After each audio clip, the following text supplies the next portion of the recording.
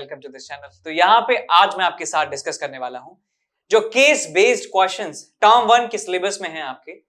तो इनमें से कुछ क्वेश्चंस जो है मैं यहाँ पे डिस्कस करूंगा और इन क्वेश्चंस को देखने से आपको आइडिया लगेगा कि कैसा पेपर आपका टर्म 1 का आने वाला है। तो चलिए मेरे साथ स्टार्ट करते हैं। पहला हमारे पास केस स्टडी दी हुई है और यहाँ पे एक पैराग्राफ लिखा हुआ है, पैराग्राफ के साथ एक डायग्राम है और इस पैराग्राफ को पढ़कर इसके आसपास जो थ्योरी होती है उससे रिलेटेड आपसे पूछे गए हैं क्वेश्चन नंबर 1, 2, 3, 4 एंड 5 क्वेश्चंस।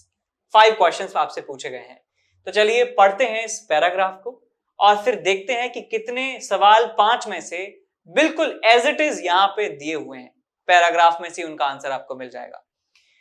तो पैराग्राफ पढ़ते हैं। The physical property of matter that causes it to experience a force when placed in an electromagnetic field is called electric charges. Electric charge का definition है, electric charge is a characteristic that accompanies fundamental particles wherever they exist. The process of charging a neutral body by bringing a charged body near it without making contact between the two bodies is known as charging by induction. Figure given below are showing the sequential steps of charging a conductor.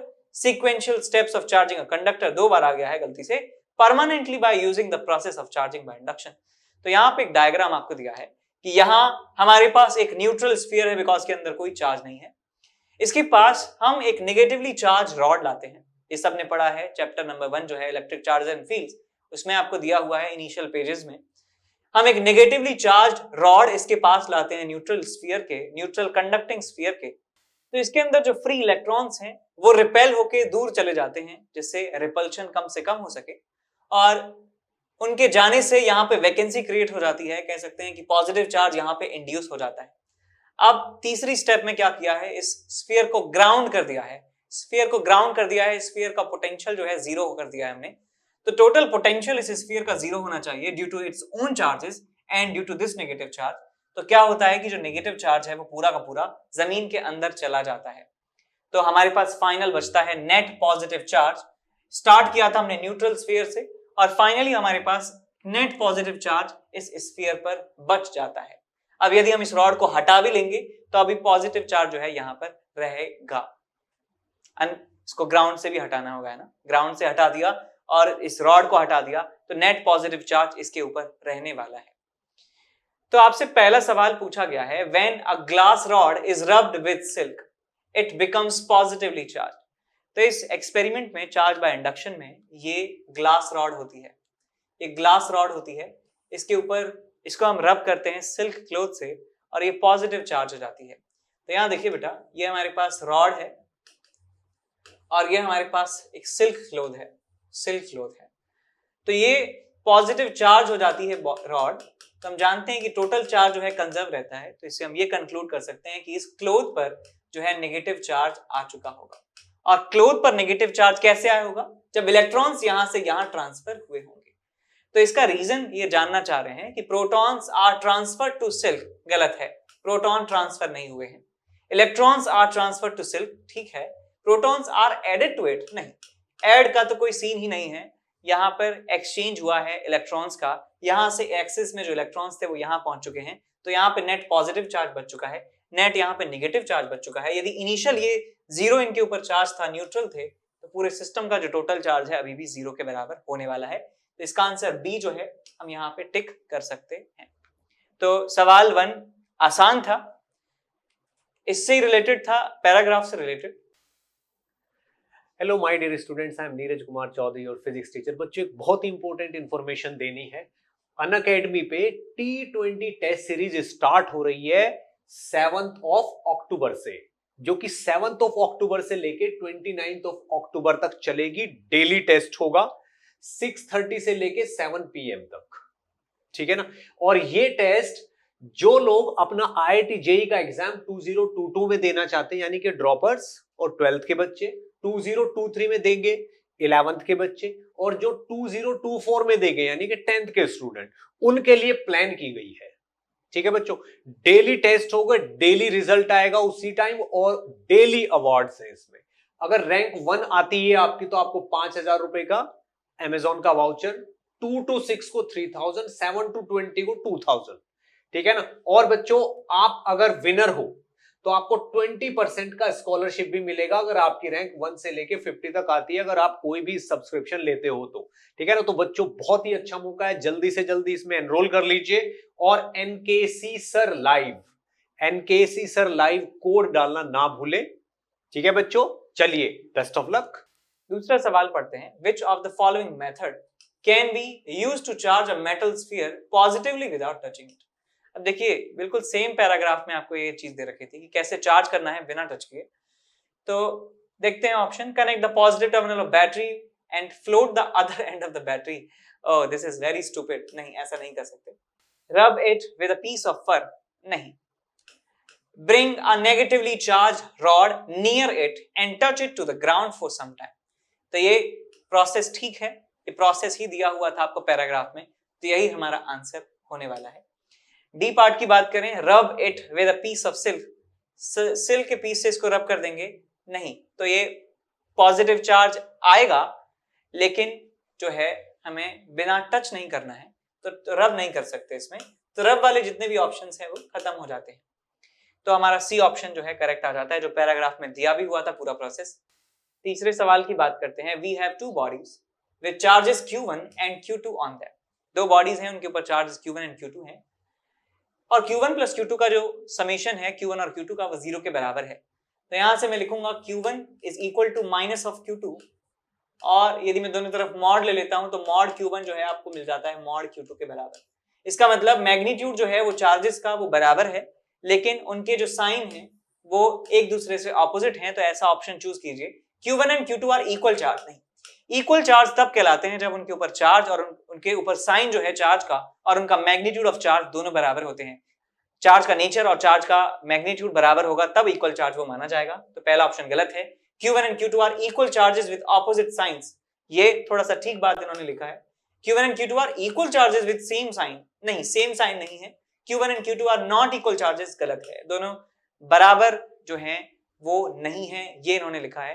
तो equal का मतलब ये कहना चाह रहे हैं कि magnitude से, ठीक है। फोर्थ क्वेश्चन की तरफ चलते हैं। If an object is positively charge, theoretically the mass of the object बताना है, increases slightly by a factor of this, decreases slightly, remains the same, may increase और डिक्रीज।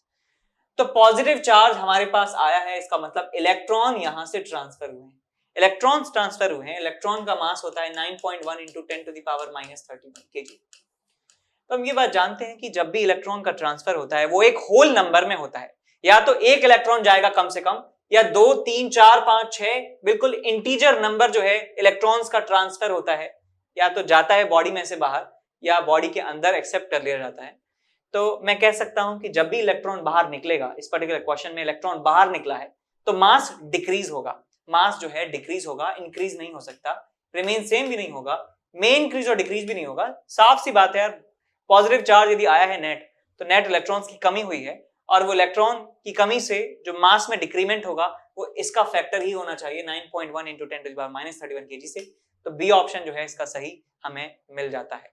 तो ये सवाल थोड़ा सा अलग था पैराग्राफ से, बट उसी के अराउंड था, उसी के अराउंड ये घूम रहा है, लेकिन पैराग्राफ में इसका आंसर आपको नहीं मिलेगा। इसके बाद फिफ्थ पार्ट जो है क्वेश्चन का वो हम पढ़ रहे हैं यहाँ पे, the value of charge on a body which carries 30 excess electrons. तो 30 एक्सेस इलेक्ट्रॉन की वजह से कितना चार्ज उस बॉडी पर आएगा।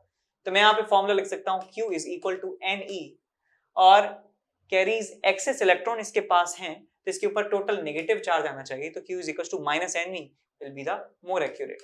सो माइनस इंटू 30, एक इलेक्ट्रॉन का चार्ज होता है 1.6 into 10 to the power minus 90। तो आपको ये मिल जाएगा, मल्टीप्लाई कर दीजिए इसको, 16 थी 48, 48 into 10 to the power minus 19 आपको मिल जाएगा। ऑप्शन देखिए कौन सा सही है, 10 टू द पावर माइनस 18 में दिया है आपको answer. So you can write 4.8 minus में into 10 to the power minus 18, minus 4.8 और 10 to the power minus 18, which is option number A हमारा सही हो जाता है।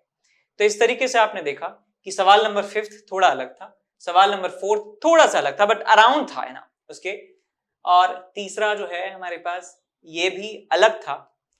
तो यहाँ पे दूसरा बिल्कुल सेम था, पैराग्राफ में मिल जाएगा इसका आंसर, इसका आंसर भी पैराग्राफ में मिल जाएगा। सो 2 आउट ऑफ 5 इस पहले वाले पैराग्राफ में जो है वो मिल गए थे आंसर, 3 के आंसर नहीं मिले थे।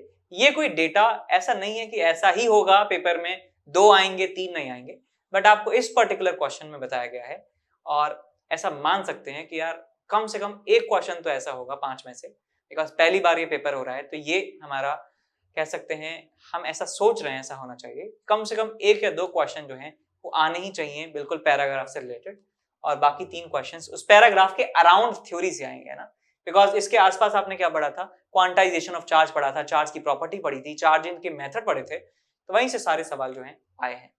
सारे सवाल आसान थे, आपने यदि चैप्टर ढंग से पढ़ा है तो आप इसको सॉल्व कर सकते हैं। यदि आपको दिक्कत है इस वाले चैप्टर में तो हमारे चैनल पर क्लास 12 सीबीएसई के जो पूरा थ्योरी है, पूरा थ्योरी स्टार्टिंग से लेकर लास्ट तक वो डला हुआ है, आप जरूर चेकआउट कीजिए। तो यहाँ पे हमारे पास दूसरा केस बेस्ड पैराग्राफ है, इसमें हम ये पहले पढ़ेंगे पूरा थ्योरी, और इस थ्योरी के अराउंड आसपास जो है क्वेश्चंस हमसे पूछे जाएंगे, majority of questions.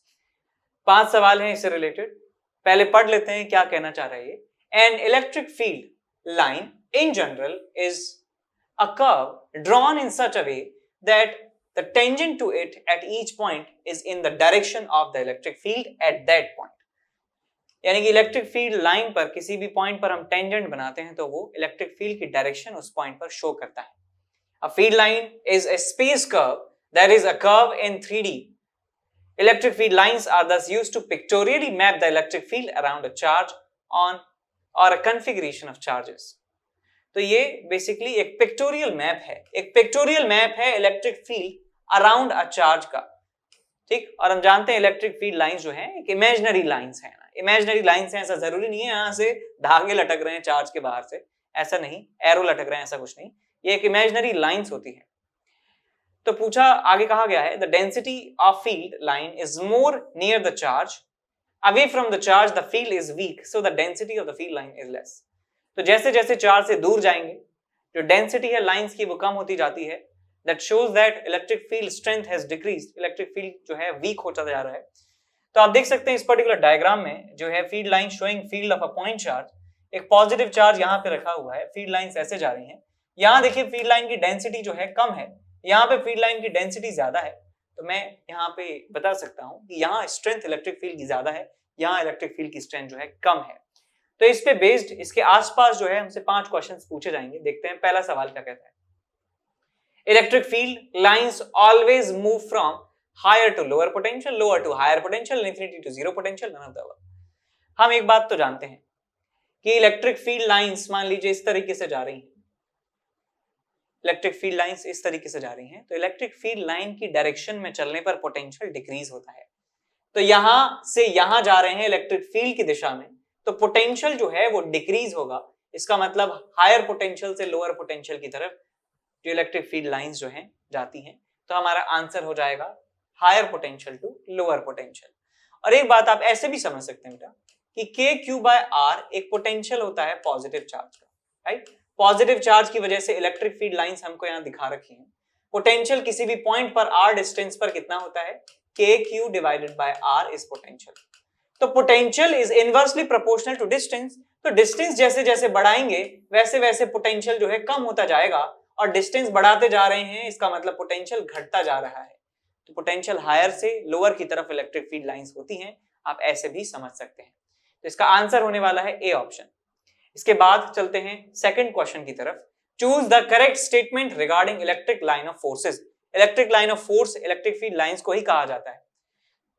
They emerges from negative charge, ना ना ना ना, पहली लाइन ही गलत कर दी है। इमर्जेस फ्रॉम नेगेटिव चार्ज नहीं होता, emerges from positive charge and meet at positive charge नहीं, मीट एट नेगेटिव चार्ज। ये रूल होता है जब ड्रॉ करते हैं इलेक्ट्रिक लाइन ऑफ फोर्सेस को। A closely spaced region of electric line of force represent strong electric field. तो ये बिल्कुल सही है, पैराग्राफ में सबसे लास्ट की लाइन आप पढ़ेंगे तो आपको ये मिल जाएगा। तो बी ऑप्शन इसका सही आंसर हो जाता है। इसके बाद अगले सवाल की तरफ चलते हैं। The spacing between two electric field lines indicate. Spacing electric field lines के बीच में वो बताता है आपको डेंसिटी। जितना ज्यादा स्पेस होगा फील्ड लाइंस के बीच में, डेंसिटी उतनी ही कम कहलाएगी। तो यहाँ पे हम कह सकते हैं कि डेंसिटी और स्पेसिंग जो है एक ही बात को रिप्रेजेंट कर रहे हैं। तो वो बताती क्या है, स्ट्रेंथ को बताती है। जहां पे डेंसिटी ज्यादा है, स्पेसिंग कम है, वहां पे स्ट्रेंथ ज्यादा होता है इलेक्ट्रिक फील्ड का। तो सी ऑप्शन इसका आंसर हो जाता है।